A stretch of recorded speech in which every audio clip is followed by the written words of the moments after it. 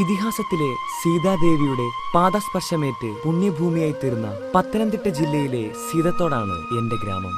അവിടേക്കുള്ള യാത്രയിൽ നിങ്ങളേവരെയും ഹാർദവമായി സ്വാഗതം ചെയ്യുന്നു.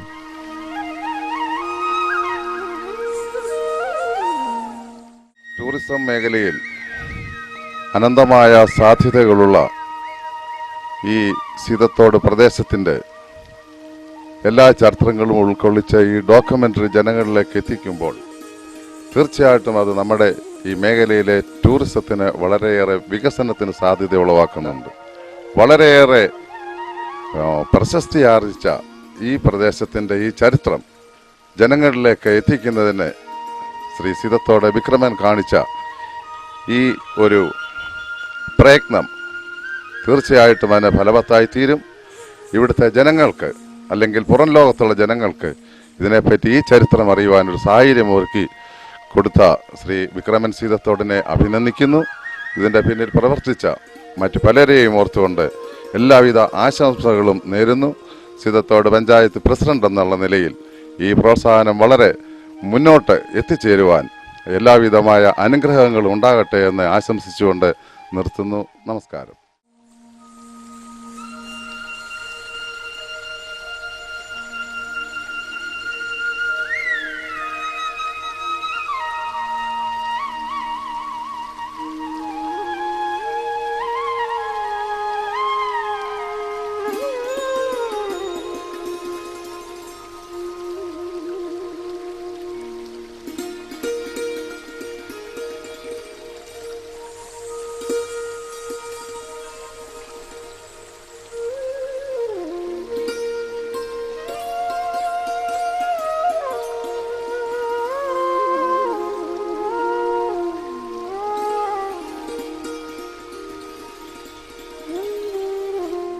വടശ്ശേരിക്കര, മണിയാർ, ചിറ്റാർ വഴി സീതത്തോട്ടിലേക്കുള്ള യാത്ര തന്നെ ഏവർക്കും ഹൃദ്യമായ ഒരു അനുഭവമായിരിക്കും.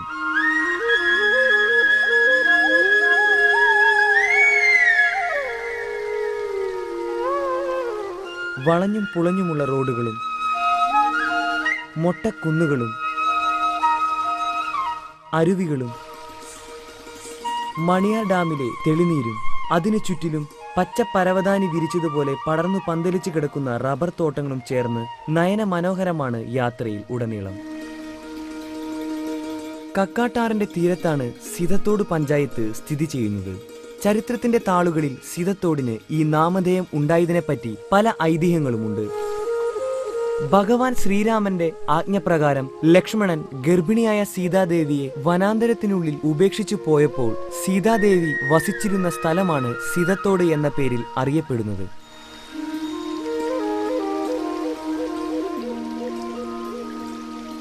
സീതാദേവിയുടെ നാമധേയവുമായി ബന്ധപ്പെട്ട് കിടക്കുന്ന മറ്റു പല സ്ഥലങ്ങളും സീതത്തോട്ടിലുണ്ട്. അവ സീതക്കുഴി, സീതമുടിപ്പാറ, വാൽമീകി കുന്ന്, ഗുരുനാഥൻ മണ്ണ് എന്നിവയാണ്. പൂർണ്ണ ഗർഭിണിയായ സീതാദേവിക്ക് വാൽമീകി മഹർഷിയുടെ ആശ്രമത്തിൽ അഭയം കൊടുക്കുകയും അവിടെ വെച്ച് ലവകുശന്മാർക്ക് ജന്മം നൽകുകയും ചെയ്തു. വർഷങ്ങൾക്ക് ശേഷം അശ്വമേധയാഗത്തിൽ തന്റെ കുതിരകളെ പിടിച്ചുകെട്ടിയ ധൈര്യശാലികൾ സ്വന്തം മക്കളാണെന്ന് ഭഗവാൻ ശ്രീരാമൻ തിരിച്ചറിയുകയും നിരപരാധിയായ ഭാര്യയെ സംശയിച്ചതിൽ മനം നൊന്ത് തിരികെ കൂട്ടിക്കൊണ്ടുപോകാൻ വേണ്ടി പിന്നാലെ ഓടിയപ്പോൾ ഭൂമി പിളർന്ന് സീതാദേവി അന്തർധാനം ചെയ്ത കുഴിയാണ് സീതക്കുഴി എന്ന് ഇതിഹാസത്തിൽ പറയുന്നു. നൂറ്റാണ്ടുകൾ കഴിഞ്ഞപ്പോൾ ഉരുൾപൊട്ടലുകളാലും മറ്റും കുഴിയുടെ ഭൂരിഭാഗവും മൂടിപ്പോയെങ്കിലും അവശേഷിപ്പുകൾ ഇന്നും നമുക്ക് അവിടെ കാണാൻ കഴിയും. കുറെ കാലം മുമ്പ് വരെ ഗ്രാമവാസികൾ അവിടെ വിളക്കു കത്തിച്ച് പ്രാർത്ഥിക്കുകയും മറ്റും ചെയ്തിരുന്നു. ഗ്രാമവാസികളിൽ പലർക്കും സീതാദേവി ചില അത്ഭുതങ്ങൾ കാട്ടിക്കൊടുത്തിട്ടുണ്ട് എന്ന് പറയപ്പെടുന്നു.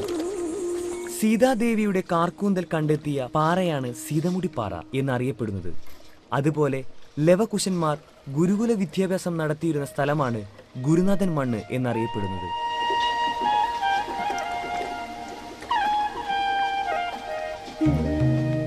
സീതത്തോടിന്റെ ചരിത്രം ഇപ്രകാരമാണ്. രണ്ടാം ലോക മഹായുദ്ധത്തിനു ശേഷം ഉണ്ടായ രൂക്ഷമായ ഭക്ഷ്യക്ഷാമം പരിഹരിക്കുവാൻ വേണ്ടി വനഭൂമി വെട്ടിത്തെളിച്ച് കൃഷി ചെയ്യാൻ സാർ CP യുടെ കാലത്ത് അനുവാദം കൊടുത്തു. അങ്ങനെ ഞങ്ങളുടെയൊക്കെ പിതാമഹന്മാർ കാട്ടാനകളോടും മറ്റും വന്യമൃഗങ്ങളോടും മലമ്പാമ്പുകളോടും മല്ലടിച്ച് വസൂരി, മലമ്പനി, കോളറ മുതലായ മാരക രോഗങ്ങളോടും അതിജീവിച്ച് കൊടും കാട് വെട്ടിത്തെളിച്ച് കൃഷിയോഗ്യമാക്കിയ സ്ഥലമാണ് സീതത്തോട്. ദീർഘനാളത്തെ കർഷക സമരങ്ങളുടെ ഫലമായി 1968 പട്ടയം കൊടുക്കുകയും അങ്ങനെ കൃഷിഭൂമി കർഷകന് സ്വന്തമാവുകയും ചെയ്തു. സീതത്തോട്ടിലെ ആദ്യത്തെ വാഹനം കാളവണ്ടിയായിരുന്നു. പിന്നീട് 2-3 ജീപ്പുകൾ ഓടിത്തുടങ്ങി.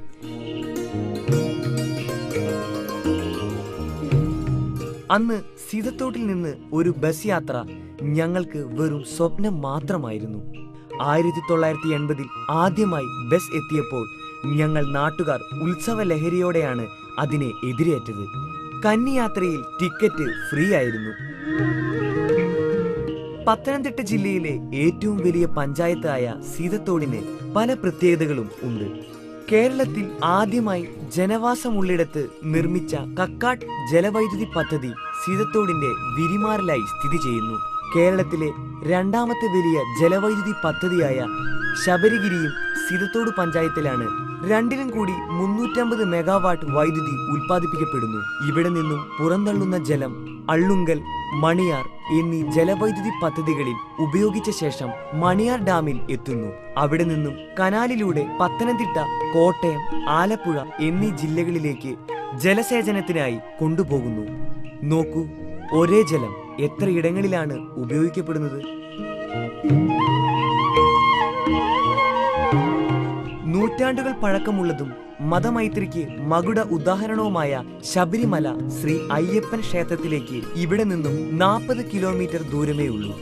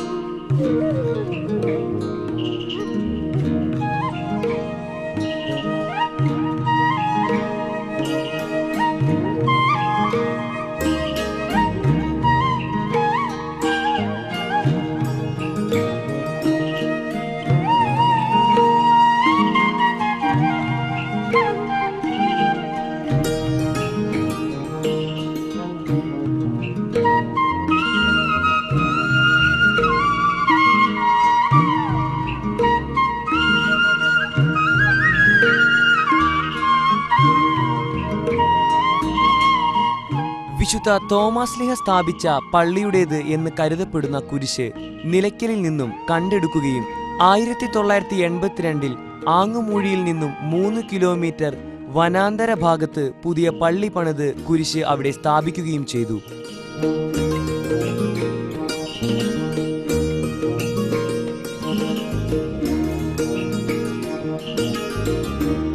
നിലയ്ക്കൽ പള്ളി എന്നറിയപ്പെടുന്ന ഈ ദേവാലയം ലോകത്തിലെ ആദ്യത്തെ എക്യുമെനിക്കൽ ചർച്ചാണ്. ഈ ദേവാലയം ഒരു തീർത്ഥാടന കേന്ദ്രമായിരിക്കുന്നു. പ്രകൃതി ഭംഗിയാൽ അനുഗ്രഹിക്കപ്പെട്ട സ്ഥലത്താണ് ഈ ദേവാലയം സ്ഥിതി ചെയ്യുന്നത്.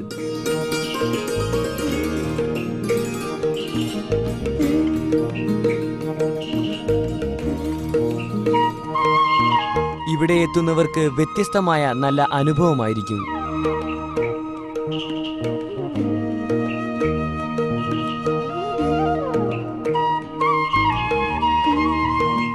സീതത്തോടിലെ മറ്റൊരു തീർത്ഥാടന കേന്ദ്രമാണ് ആലുവാങ്കുടി ശിവക്ഷേത്രം. ഇത് ഗുരുനാഥൻ മണ്ണിൽ നിന്നും 6 കിലോമീറ്റർ അകലെ കാട്ടാനക്കൂട്ടങ്ങൾ വിഹരിക്കുന്ന ഘോരമായ വനാന്തരത്തിനുള്ളിൽ സ്ഥിതി ചെയ്യുന്നു. 2 പതിറ്റാണ്ടുകൾക്ക് മുൻപ് ഇടിഞ്ഞു പൊളിഞ്ഞു കിടക്കുന്ന ക്ഷേത്ര അവശിഷ്ടങ്ങൾ ഒരു വേട്ടക്കാരൻ കണ്ടുപിടിക്കുകയും 2000-ൽ പുനർനിർമ്മിക്കുകയും ചെയ്തു.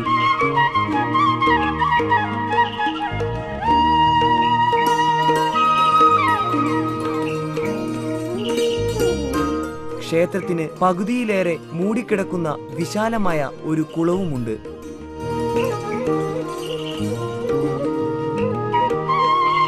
എല്ലാ മലയാള മാസവും 1-ാം തീയതി ഇവിടെ ഭക്തജന തിരക്കാണ്. ആര്യ സംസ്കാരത്തിന്റെയും അവശേഷിപ്പുകളും വിലപ്പെട്ട പല വസ്തുക്കളും കുളം വറ്റിച്ചാൽ കിട്ടുമെന്നാണ് വിദഗ്ധരുടെ നിഗമനം.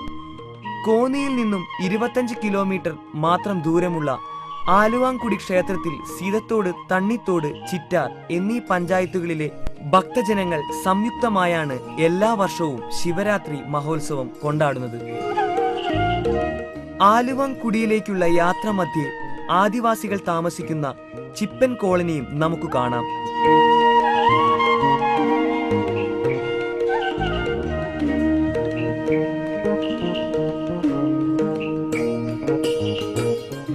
കോട്ടപ്പാറ മലയിലെ വെടിവഴിപാട് പ്രശസ്തമാണ്. എല്ലാ മലയാള മാസവും 1-ാം തീയതി വെടിവഴിപാട് നടത്തപ്പെടുന്നു.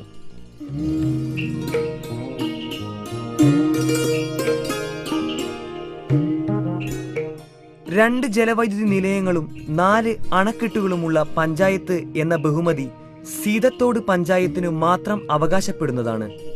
അവ ശബരിഗിരി, കക്കാട് എന്നീ വൈദ്യുതി നിലയങ്ങളും മൂഴിയാർ, കക്കി, പമ്പ, ആനത്തോട് എന്നീ അണക്കെട്ടുകളുമാണ്. വർഷത്തിൽ മിക്കവാറും എല്ലാ മാസങ്ങളിലും മഴ ലഭിക്കുന്നു ഇവിടെ.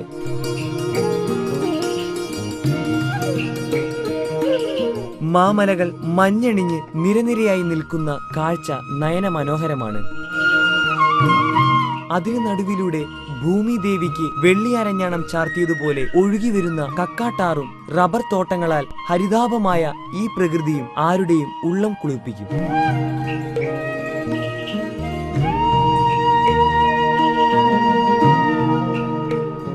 ശബരിമലയും പുല്ലുമേടും കഴിഞ്ഞാൽ മകരജ്യോതി ദർശിക്കാൻ കഴിയുന്ന സ്ഥലമാണ് സീതത്തോട് പഞ്ചായത്തിലെ പഞ്ഞിപ്പാറ ക്ഷേത്രനട.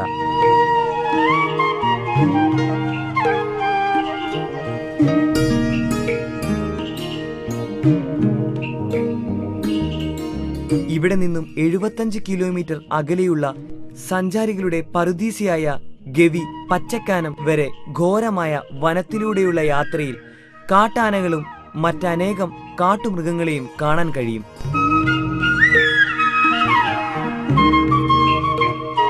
സീതത്തോട് പഞ്ചായത്തിൽ അതിവിപുലമായ ടൂറിസം സാധ്യതകളുണ്ട്.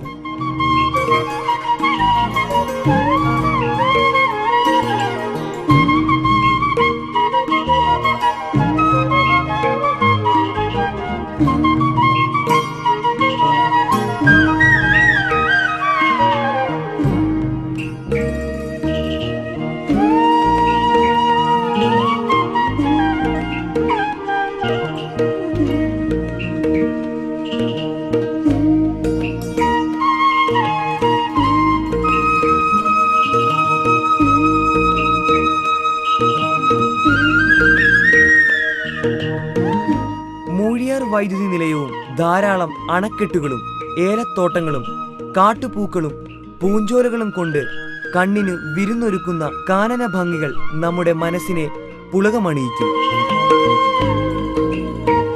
സുപ്രസിദ്ധമായ തേക്കടി ടൂറിസ്റ്റ് കേന്ദ്രത്തിലേക്ക് ഗവിയിൽ നിന്നും 25 കിലോമീറ്റർ ദൂരമേ ഉള്ളൂ.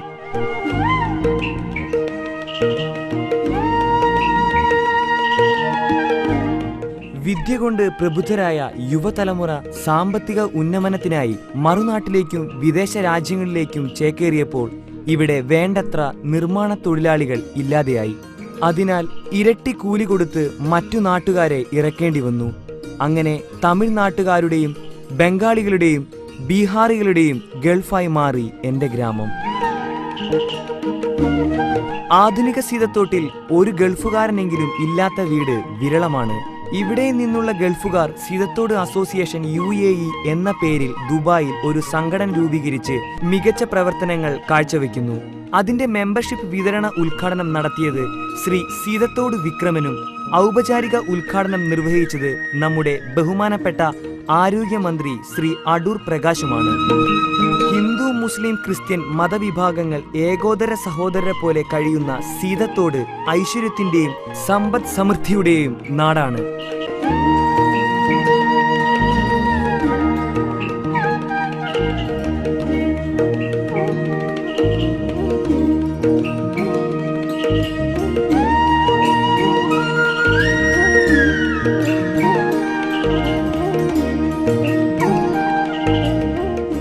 എങ്ങും മനോഹരമായ കോൺക്രീറ്റ് സൗധങ്ങൾ മത്സരബുദ്ധിയോടെ പണിതുയർത്തുന്നു. ഇപ്പോൾ മിക്കവാറും എല്ലാ ആധുനിക സൗകര്യങ്ങളും ഉള്ള ഒരു ചെറു പട്ടണമാണ്.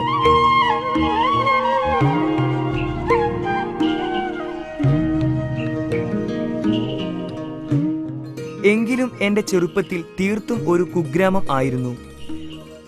അന്നത്തെ ഓർമ്മകളിൽ നിറഞ്ഞു നിൽക്കുന്ന പ്രധാന വ്യക്തികൾ ഏത് സമയവും സേവന തൽപരനായിരുന്നതിനാൽ ഞങ്ങളുടെ പ്രിയങ്കരനായി തീർന്ന കോശി ഡോക്ടറും പാപ്പച്ചൻ ഡോക്ടറും ഹൈസ്കൂൾ മാനേജറായിരുന്ന പണിക്കർ സാറും ദീർഘകാലം പഞ്ചായത്ത് പ്രസിഡന്റായിരുന്ന ശ്രീ ഗോപാലപിള്ളയും ബാഹ്യലോകത്തെക്കുറിച്ചുള്ള അറിവിന്റെ വാതായനം തുറന്നു തന്നിരുന്ന ശ്രീ TV കുഞ്ഞിരാമനുമാണ്. കാലത്തിന്റെ കുത്തൊഴുക്കിൽ ഇവരെല്ലാം ഇന്ന് KRPM HSS സീതത്തോടിന്റെ തിലകക്കുറിയാണ്. നമ്മുടെ നാട്ടിലെ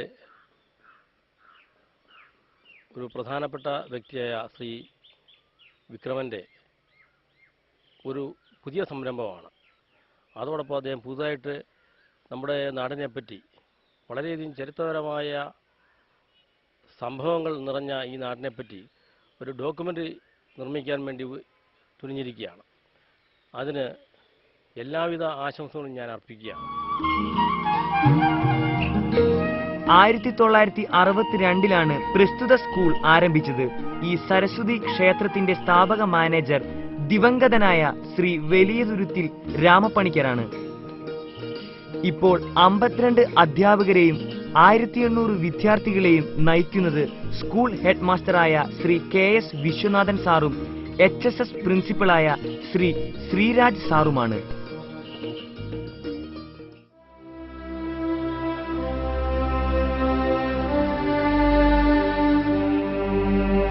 ഞാൻ 8ാം ക്ലാസ്സിൽ പഠിച്ചുകൊണ്ടിരുന്നപ്പോൾ 1974 മാർച്ച് 26 സ്കൂളിനെ ഇടിവെട്ട് ഏൽക്കുകയും ഞങ്ങളുടെ ക്ലാസ് ടീച്ചർ ആയിരുന്ന നല്ല അധ്യാപകൻ എന്ന് പേരെടുത്തിരുന്ന ശ്രീ കൃഷ്ണൻ നായർ സാറും 3 പെൺകുട്ടികളും തൽക്ഷണം ഇഹലോകവാസം വെടിയുകയും അനേകം പേർക്ക് പരിക്കേൽക്കുകയും ചെയ്തു. ആ സമയം ഒരു ജീപ്പ് പോലും സിതത്തോട്ടിൽ ഇല്ലാതിരുന്നതിനാൽ കടത്തുവെള്ളത്തിൽ കയറ്റി ആയിരുന്നു പരിക്കേറ്റവരെ ചിറ്റാർ ആശുപത്രിയിലേക്ക് കൊണ്ടുപോയത്. ഇന്നും ഞാൻ ഞെട്ടലോടെ ഓർക്കുന്ന ആ സംഭവം മനസ്സിലൊരു നൊമ്പരമായി അവശേഷിക്കുന്നു.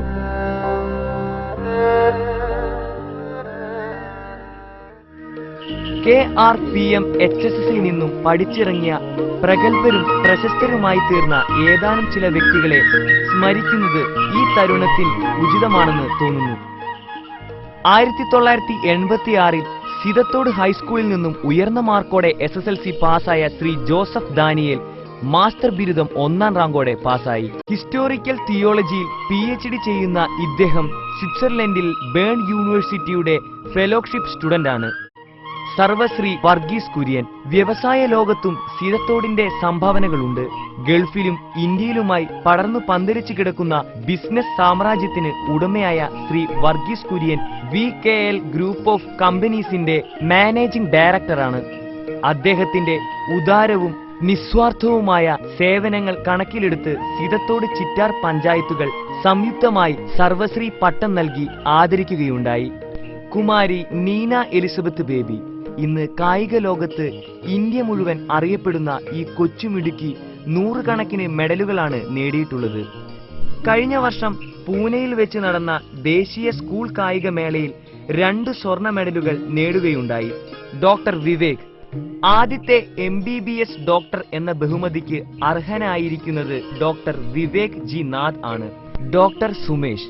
അദ്ദേഹം ഇപ്പോൾ കോഴിക്കോട് ആസ്ഥാനമായി ഹോമിയോപ്പതി സ്പെഷ്യാലിറ്റി സെന്ററിന്റെ മാനേജിംഗ് ഡയറക്ടറാണ്. ശ്രീ പ്രവീൺ കുമാർ TS 2010 നടന്ന ഓൾ ഇന്ത്യൻ മെഡിക്കൽ എൻട്രൻസ് പരീക്ഷയിൽ 169ാം റാങ്കും കേരളയിൽ 201ാം റാങ്കും നേടിയ പ്രവീൺ കുമാർ TS ആധുനികതയുടെ ചെറിയ കടന്നുകയറ്റം ഉണ്ടെങ്കിലും ഗ്രാമീണതയുടെ വിശുദ്ധിയും പൈതൃകവും ചൈതന്യവും നഷ്ടപ്പെടാതെ സീതത്തോടുകാർ ഇന്നും കാത്തുസൂക്ഷിക്കുന്നു.